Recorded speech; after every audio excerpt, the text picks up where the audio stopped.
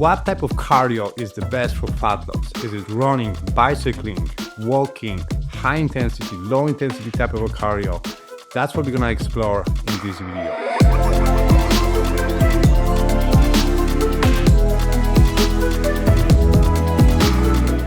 Hi, my name is Bukash. I'm a coach and I help busy people lose fat, build muscle, and change their habits with practical and sustainable strategies.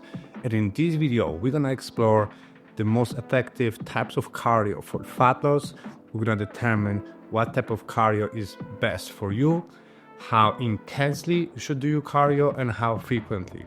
At the end of the video, I will also explain why cardio alone will not get you where you want to be and what you should do instead. So make sure you watch the video to the end and let's get started. So there are three different types of cardio. We have high intensity interval training or HIIT, and this type of cardio requires short bursts of maximal effort followed up by a rest. So think about sprinting or Tabata style interval training on the assault bike, or kettlebell swing or med ball slam, something that requires short bursts of energy that is intense for a short amount of time followed up by a rest.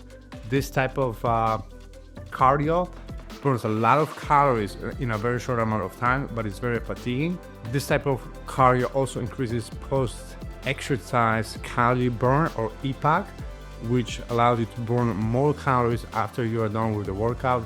However, the EPAC effect is not as significant though as some people might claim. It can burn around 5 to 15% of your total daily expenditure, but there's caveat to it. If you're doing a lot of high intensity interval training, it can impact your recovery, it can impact your performance because you are very fatigued, and it can also lower your NEAT, which is non-exercise activity thermogenesis, basically how much energy or calories you're expending throughout the day. That doesn't include exercise. So think about walking, moving, working, things like that. So if you are very fatigued from HIIT training, your NEAT might goes down. But HIIT is a very great style of training for people who don't have much time and they want to be efficient with their time. And this type of cardio is primarily anaerobic based cardio, meaning that your body doesn't need oxygen and it primarily runs on glucose. So it burns mostly glucose as a source of energy. Then we have steady state cardio, which is longer in duration but lower intensity cardio comparing to HIIT. So think about cycling, rowing, jogging. This type of cardio doesn't burn as many calories in a short amount of time comparing to HIIT, but is less fatiguing, but it does require a longer duration. This type of cardio is aerobic, meaning that your body needs oxygen as a fuel for energy. And then we have LIST, low intensity, steady state cardio, which is low impact on the joint. It's easier to recover from, but requires much longer duration. So think about cycling, walking. This type of cardio is primarily aerobic, meaning that needs oxygen as a fuel for energy. This type of cardio is primarily popular amongst bodybuilders or strength athletes who wants to lose fat, but it doesn't impact their recovery as much. So it doesn't impact their strength training program, and because it's just easier to recover from. Then we have two different types of heart rate zones. We have fat burning zone, which is around 50 to 75% of your maximal heart rate, and that's when your body primarily burns calories from fat. And then we have cardio zone, which is around 70 to 85 or more percent of your maximal heart rate, and that's where your body primarily uses glucose. But the fat burning zone doesn't mean more total fat burn, because at the end of the day, what it comes down to is your total calorie burn per day or your total energy expenditure versus your total calorie intake. So if you're burning more calories that you're consuming, that's when you're gonna lose weight. So the fat burning zone or cardio zone doesn't really matter that much. What it comes down to is your total calorie expenditure per day. Now let's talk about how to choose the best cardio for you. And that's gonna depend on a few different factors, such as your current fitness level, your goals, and your schedule available. If your goal is to preserve the most amount of muscle and lose fat without impacting your strength training, then probably less type of cardio or low intensity steady state cardio will be the best option for you.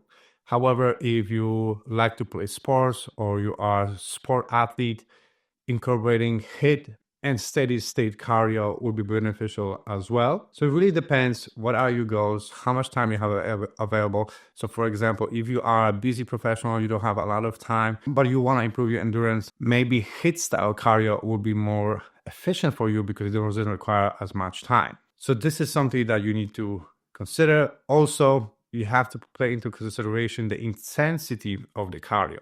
High intensity cardio will burn the most amount of energy. However, it's going to impact your recovery, which can impact your strength training or other type of activities that you might be doing, like playing sports or power training, things like that.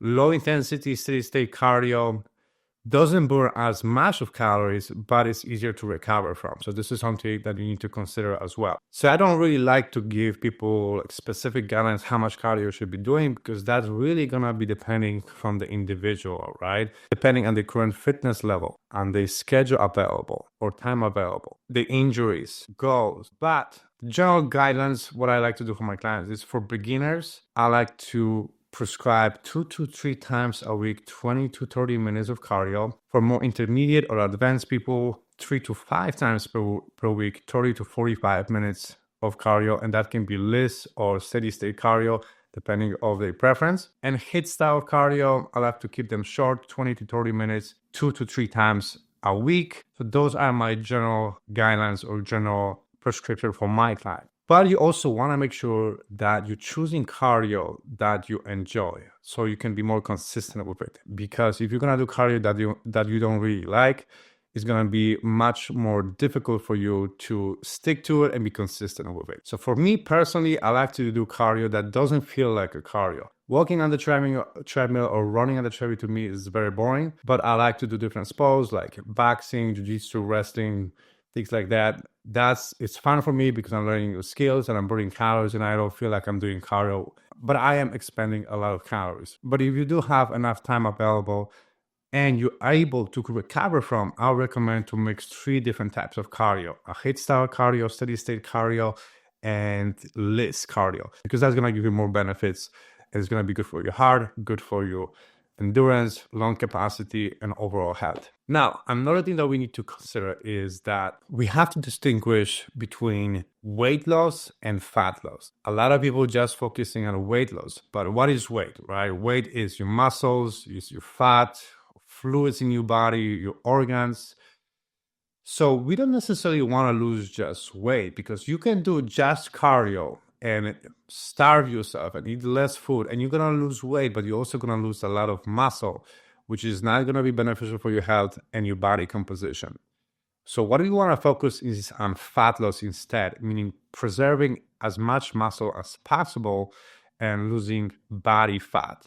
That's why the cardio alone is not going to be the most optimum a way to lose fat, because what we need to incorporate is also strength training, resistance training, because the strength training and resistance training is going to allow us to build muscle and preserve muscle mass, and then supplementing our training with cardio for extra calorie burns. But at the end of the day, we can train very hard, but if our nutrition is not at point, then nothing is going to work, because you cannot out-train a bad diet. So the majority of our focus for fat loss should be focused on nutrition.